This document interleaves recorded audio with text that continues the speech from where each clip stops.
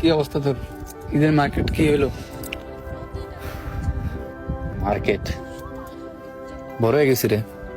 এখন মন চায় না কোনো ধরনের মার্কেট করতে, কিছু করতে।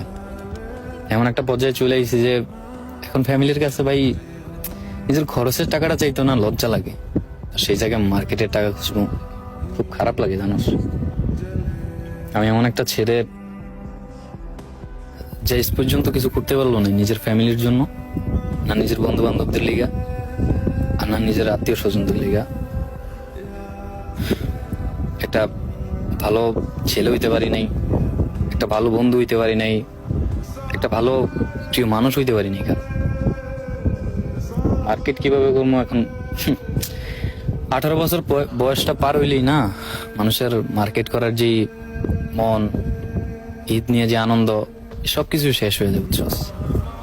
এখন নিজের